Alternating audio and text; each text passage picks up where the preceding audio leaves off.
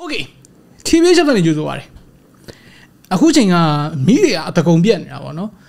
အချိန်နဲ့ပေးနေတယ်ပေါ့ပြောမှဆိုတော့အချိန်နဲ့ပေးပေမဲ့လည်းအချိန်နဲ့မလာတာတွေရောလာခြင်းတို့လာနေတာဆိုတော့တချို့နေရာတွေမှာဆိုလို့ရှိရင်တနေ့လုံးမှာမီ3နာရီလောက်ပဲလာတာတွေရှိတယ်အဲ့ဒီခါကျတော့လူတွေကဆိုလာတွေ inverter တွေမီးစက်တွေနဲ့အဆင်ပြေသလိုဖြည့်ရှင်းနေရတယ်မလားခုနောက်ပိုင်းမှာကျတော့ portable power station လို့ခေါ်တဲ့စက်လေးတွေပါရှိနေပြီဆိုတော့အဲ့ဒီစက်လေးတွေကသူတို့ရဲ့အားသာချက်ကသူတို့ကပေါ့ပါပေါ့နော်ဘယ်နေရာဖြစ်တည်သွားလို့ရတယ်ကိုယ်စီမှာမီးမလာနေလဲလာတဲ့နေရာကိုယူသွားပြီးတော့အားသွင်းထားလို့ရတယ်ဆိုတာမျိုးပေါ့နော်တချို့ fast charge ရတဲ့ power station တွေမှာဆိုလို့ရှိရင်အားသွင်းချိန်ကတော်တော်လေးနည်းတဲ့အတွက်မီးရခဏလေးပဲလာတယ်ဆိုလို့ရှိရင်လည်းအဆင်ပြေတယ်ဆိုတော့ဒီနေ့ကျွန်တော် showcase လုပ်ပေးမယ့် Ecoflow ရဲ့ဒီ River 2 Pro နဲ့ Delta 2 လိုမျိုး portable power station တွေကဘယ်လိုလူတွေအတွက်အသုံးဝင်လဲဘယ်လို functionality တွေပါလဲအဲ့ဒါကိုရှင်းကြည့်လိုက်အောင် Okay ဆိုတော့အခုပြထားတဲ့ River 2 ကတော့800 watt အထိ sustain watt ကိုခံနိုင်တယ် peak ကိုကြတော့1600 watt အထိရတယ်ဆိုလိုတာတချို့အိမ်သုံးလျှက်စစ်ပစ္စည်းတွေကဆက်ဆက်ဖွင့်တဲ့အချိန်မှာဒီ starting power ဆွဲတဲ့ဟာပေါ့နော်ဆက်ဆက်ချင်း power ဆွဲတဲ့ဟာပုံများပြီးတော့ငြိမ်သွားတော့မှပဲသူတို့ rated လုပ်ထားတဲ့ running watts မှာရောက်သွားတာမျိုးရှိတယ်ဆိုတော့ starting watt ကို1600ဝန်းကျင်လောက်ထိခံနိုင်တယ်ဆိုတာဒီ hair dryer တို့လိုမျိုးလျှက်စစ်ပစ္စည်းတွေရေနွေးအိုးလိုမျိုးเนาะအိမ်သုံးပစ္စည်းတွေများများကိုသုံးလို့ရနိုင်တယ်ဆိုတဲ့သဘော1600ကိုပဲအမြဲတမ်းတော့သုံးနေလို့မရဘူး Ecoflow ရဲ့ဒီ X boost ဆိုတဲ့ technology ကတချို့ဒီ sustain 800 watt ထက်များတဲ့အိမ်သုံးလျှက်စစ်ပစ္စည်းတွေကိုလည်းသုံးလို့ရတယ် X boost ကဒီအိမ်သုံးပစ္စည်းတွေရဲ့လိုအပ်တဲ့လောက် rated power ကိုမပေးဘဲနဲ့သူနိုင်တဲ့လောက် voltage နဲ့ current တွေကို short ချပြီးတော့ပေးတာဖြစ်တဲ့အတွက်တော့ overload မဖြစ်တော့ဘူးသုံးလို့ရသွားတယ်ပေါ့နော်လျှက်စစ်ပစ္စည်းတွေတော့မများလည်းသူတို့ရဲ့ rated power ထက်နည်းတဲ့ power မှာကောင်းသုံးလို့ရတယ်ဒါပေမဲ့တချို့ပစ္စည်းတွေမှာ rated power မှာပဲသုံးလို့ရတာမျိုးရှိနိုင်တယ်ဆိုတော့ line မှာဖြစ်တော့ကိုယ့်ဘာသာကိုအရင်ရှားကြည့်ပေါ့နော်အားသွင်းရင်းနဲ့သုံးလို့ရတယ်ဆိုပေမဲ့ဒီကောင်အားသွင်းထားတဲ့အချိန်မှာ X boost technology ကအလုံးမလုပ်ဘူးပြီးတော့နောက်တစ်ခုက X boost ကိုတော့ default မှာဖွင့်ပြီးသားလာတာပိတ်ထားလို့လည်းရတယ်ဘာဖြစ်ဖွင့်ထားတာတော့ပိုကောင်းတယ်ပေါ့နော်ပြီးတော့ဒီ portable power station က pure sine wave ထွက်တာဖြစ်တဲ့အတွက် computer တွေဒီ motor paralysis ပစ္စည်းတွေအတွက် modified sine wave တို့ square sine wave တို့ထပ်ပို့ပြီးတော့စိတ်ချရတယ်ပိုတင်တော်တယ်ပေါ့နော်ဒီ power station မှာဘာတွေသုံးလို့ရမလဲ reference အနေနဲ့ယူလို့ရအောင်ဘယ်ပစ္စည်းတွေကဘယ်လောက်ထိ starting watt နဲ့ဒီ rated watt ရှိလဲဆိုတာကိုပြပေးထားမယ်ကျွန်တော်တို့ studio မှာတော့ expose ကို300လောက်အောင်ထိ starting watt များတဲ့ပစ္စည်းမရှိဘူး running watt ကလည်း350 watt ဝန်းကျင်လောက်အထိပဲသုံးတာများတယ်ပေါ့နော်ပုံမှန် video ရိုက်တာ edit လုပ်တာအတွက်ကို video editing အတွက်ကိုကျွန်တော်တို့ monitor က 4K monitor ပေါ့နော်အဲ့ကောင်70 watt ပြီးတော့ M1 MacBook Air ကျတော့50 watt ဝန်းကျင်ကျန်တဲ့ရိုက်တဲ့ video ရိုက်ဖို့အတွက်သုံးရတဲ့ light တွေနေနဲ့ Xiaomi Mi TV 58လက်မနဲ့ပေါင်းလိုက်တော့မှစုစုပေါင်း350 watt 400 watt အများဆုံးပဲနောက်ထပ်လုတ်သိမ့်မများတဲ့ air cooler တစ်ခုထပ်ဝယ်ဖို့စဉ်းစားနေတယ်ပေါ့နော်အဲ့ဒါတွေအကုန်လုံးအတွက်ဒီ River 2 Pro ကလုံလောက်ရှိတယ်ဒီ River 2 Pro ရဲ့ battery capacity က968 watt hour ပါတယ်ကျွန်တော်တို့က350 watt ဝန်းကျင်သုံးနေဆိုတော့မီးအကုန်လုံးဖွင့်ထားပြီးတော့ video ရိုက်ပါညာအကုန်လုံးပေါ့နော်လုံးဝမညာဘဲနဲ့သုံးမယ်ဆိုလို့ရှိရင်2နာရီဝန်းကျင်ထိရတယ် video ရိုက်စရာမလိုဘူးဒီတိုင်းပဲ laptop နဲ့ 4K monitor နဲ့ပဲ edit လုပ်မယ်ဆိုလို့ရှိရင်9နာရီဝန်းကျင်လောက်ထိရတယ်ဆိုတော့တတိထားမိလာတော့မသိဘူးအခုတလုံးကဗီဒီယိုတွေခက်စစ်စစ်တင်နိုင်နေတယ်ပေါ့နော်အဲ့ဒါလည်းဒီကောင်လေးကဲလို့ပြောရရင်တကယ်တော့မီးရလာတာမဟုတ်တကယ်လို့သုံးမှာက laptop မဟုတ်ဘဲနဲ့ PC ဆိုလို့ရှိရင်လည်းသူ့မှာ UPS functionality ပါတယ်မီးပြတ်ရင်တော့မဆက်ကမကြသွားဘဲနဲ့ဆက်သုံးလို့ရတယ်ပေါ့နော်သူက less than 30 millisecond switch time ဆိုတဲ့အတွက်အဲ့ဒါလေးကိုထိုးထားလိုက်Dota 2မှာ abandon time ဖြစ်နေကြမလို့တော့ဆိုတော့ကိုယ်စိတ်ရဲ့ setup ပေါ်မှာမူတည်ပြီးတော့တနာရီကနေ2နာရီဝန်းကျင်လောက်ထိဆက်ဆော့လို့ရမယ်ပေါ့နော်ဆိုတော့ okay output port စီကောဘာတွေပါလဲကျွန်တော်တို့တစ်ချက်ကြည့်ကြည့်မယ်သူက100 watt အထိထုတ်ပေးနိုင်တဲ့ USB-C input output port တစ်ခုသူက laptop တွေပါဓာတ်ရိုက်အပြန်သွင်းပေးနိုင်တယ်ပေါ့နော် PD support လုပ်တယ်input ပါလို့သူ့ကိုလည်းဒီ USB-C နဲ့100 watt နဲ့အပြန်သွင်းလို့ရတယ် 12.6 volt နဲ့ဒီ126 wattage အထိရတဲ့ DC 5521 output နှစ်ခုပါမယ်ပြီးတော့ USB-A 12 watt ရတဲ့ output ပါမယ် pure sine wave 800 watt sustain 1800 watt surge အထိခံနိုင်တဲ့ AC output က3ခုအထိပါမယ်ဒီပုံမှန်အိမ်သုံးအတွက်ကဒီ port တွေနဲ့ကကောင်းကောင်းလေးလုံလောက်တယ်ပေါ့နော်တခုရှိတာကတင်သွင်းတဲ့ region မှာမူတည်ပြီးတော့ထည့်ပေးတဲ့ AC socket type တွေကမတူဘူးကျွန်တော်တို့စီကိုရောက်လာတဲ့ဒီ review unit မှာက AC port ကအခုပြထားသလိုမျိုးအဝိုင်းပုံစံ socket လေးနဲ့လာတာဆိုတော့အဲ့ဒါနဲ့ကိုက်တဲ့ adapter ဒါမှမဟုတ် extension plug တစ်ခုနဲ့တွဲသုံးမှပဲတော့အဆင်ပြေမယ်ပေါ့နော်ဆိုတော့အပြင်သွင်းမယ်ဆိုလို့ရှိရင်နီလန်ကသူ့၄မျိုးပြန်သွင်းလို့ရတယ်အဓိကအမြန်အားသွင်းမှုအတွက်ကကြတော့ AC input တစ်ခုပါမယ်ပြီးသူရဲ့ fast charge ကချွတ်စေကြီးကိုမြန်တယ်ပိုးဆိုးပတ်ဆက်ကြီးကိုမြန်တယ် AC နဲ့ဆိုလို့ရှိရင်940 watts အထိအများဆုံးလက်ခံနိုင်တယ်ဆိုတော့သူ့မှာပါတဲ့968 watt hour battery ကိုမိနစ်80အတွင်းပြည့်တယ်စဉ်းစားကြည့်နော်တနားရီလောက်အားသွင်းလိုက်ယုံနဲ့အဲ့လောက်သုံးလို့ရဒါက portable power station တွေထဲမှာတော်တော်ကိုမြန်တဲ့ထဲမှာပါတယ်ဒီလိုမျိုးမီးခဏပဲလာတဲ့နေရာတွေနဲ့ကလုံးဝကွက်တီပဲပေါ့နော်သူကားပေါ်မှာလည်းအားသွင်းလို့ရတယ်အဲ့ဒါကြတော့သူက car charging cable တစ်ခုပါတယ်ပြီးတော့solar နဲ့လည်းအားသွင်းလို့ရမယ်ဆိုတော့ solar panel ရဲ့နေအောင်ရတဲ့အခြေအနေတွေပေါ့မူတည်ပြီးတော့သူအားအပြည့်ပြည့်ဖို့အတွက်4နာရီကနေ9နာရီလောက်ကြာမယ်ဆိုတော့ solar စီကနေအများဆုံးလက်ခံနိုင်တဲ့ input က220 watt ဆိုတော့ Ecoflow ကပေးလိုက်တဲ့ဒီ160 watt solar panel နဲ့အားသွင်းကြည့်တဲ့အခါမှာကျွန်တော်တို့နေ့လယ်2နာရီလောက်ပေါ့နော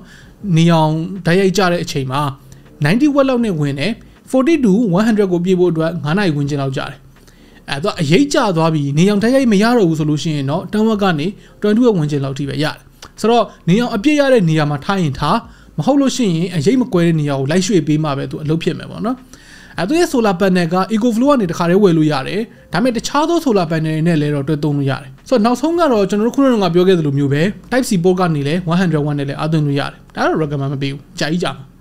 အဲ့လိုမှ AC နဲ့ပဲသွင်းပေါ့နော်ဆိုတော့သူ့မှာပါတဲ့ display တေးသေးလေးကနေပြီးတော့ output power ဘယ်လောက်ဆွဲနေတယ်အဲ့ဒီနှုံတိုင်းဆိုလို့ရှိရင် battery ဘယ်လောက်ခံအောင်မယ်အဲ့ဒါတွေလည်းပြပေးတယ်အားသွင်းနေရင်လည်းသူက input watt ကဘယ်လောက်ရှိတယ်ဘယ်လောက်ကြာမလဲဆိုတာကိုပြပေးတယ်ဒါတော်တော်လေး convenient ဖြစ်တယ်ဒီတဲ့ပုံမိုက်တာက Ecoflow app ပဲ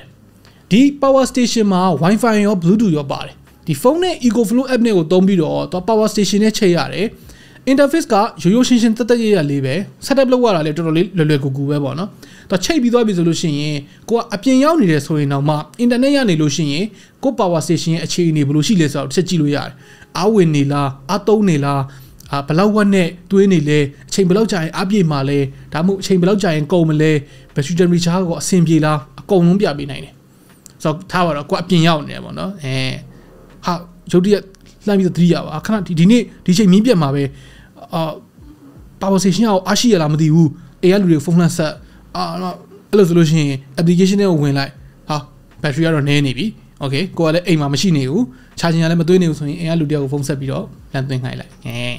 အားညာလုပ်လို့ရတယ်ပြီးတော့ဒီကိုကဒီ fast charging တွေမလုပ်ဘူးပုံမှန်900 watt လောက်နဲ့ပဲသွင်းခြင်းနဲ့ battery ကိုပို့ပြီးတော့ကြာရှည်ခံစေခြင်းနဲ့ဆိုလို့ရှိရင်လည်းတော့ input ကို limit လုပ်ပေးထားလို့ရတယ်ကျွန်တော်တို့ review နေဆက်ဆက်ရောက်လာခြင်းလုံးက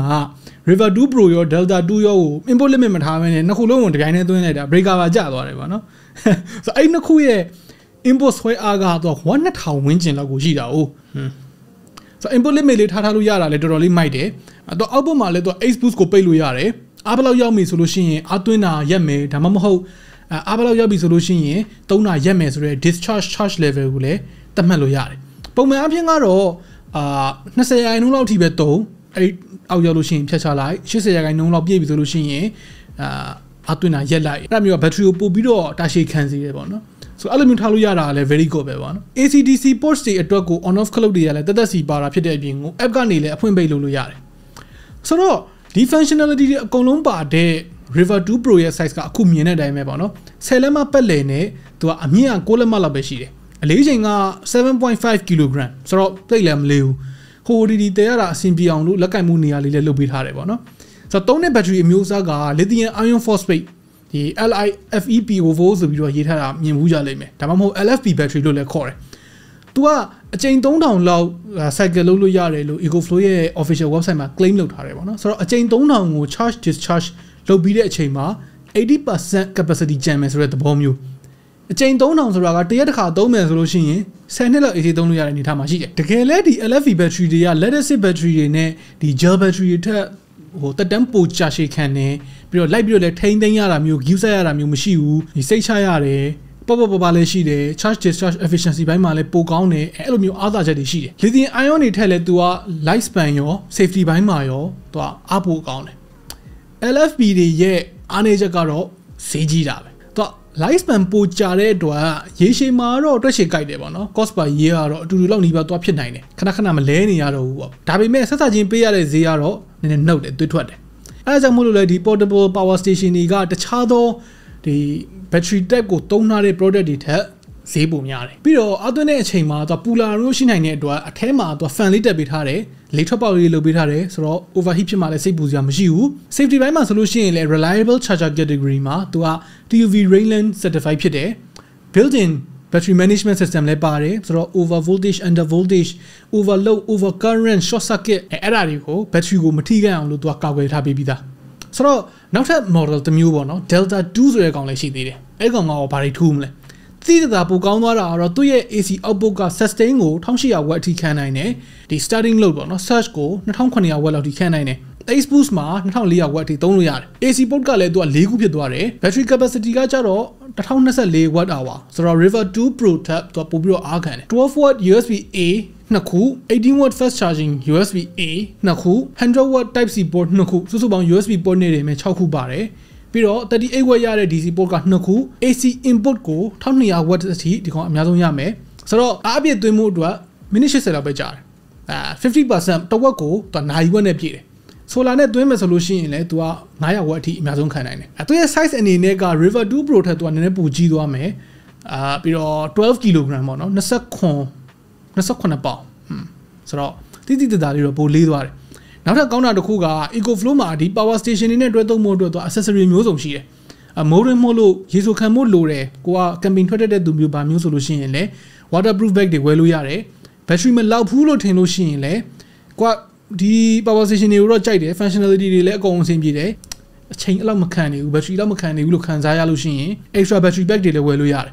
ဆိုတော့အဲ့ဒါနဲ့ပတ်သက်တဲ့ brand ecosystem တစ်ခုရှိနေတဲ့သဘောပေါ့နော် warranty အတွက်ကကြတော့လေ Ecoflow ကသူက9နှစ်ထိပေးတယ်တခြားစိတ်ပိုင်းတွေပြတ်လို့ရှိရင်ပြတ်တဲ့အစိတ်ပိုင်းကိုလဲပေးတယ် battery ပြတ်ရင်ဒါမှမဟုတ်လဲလို့မရတော့ရင်အလုံးသစ်အစားထိုးပေးတယ်ပေါ့နော်သူတို့ showroom နဲ့ service နဲ့မှာလည်းဒီလဲပေးစရာအပူပစ္စည်းတွေအစင်းနဲ့ဆောင်ထားတယ်လို့ပြောတယ်ဆိုတော့အဆောက်နေစရာတော့မလိုလောလောဆယ် Ecoflow ကိုမြန်မာပြည်တူးတဲ့ဖြန့်ချီရေးကိုယ်စားလှယ်အဖြစ်ကိုဒီ GNE Company Limited ကနေပြီးတော့ဖြန့်ချီတယ်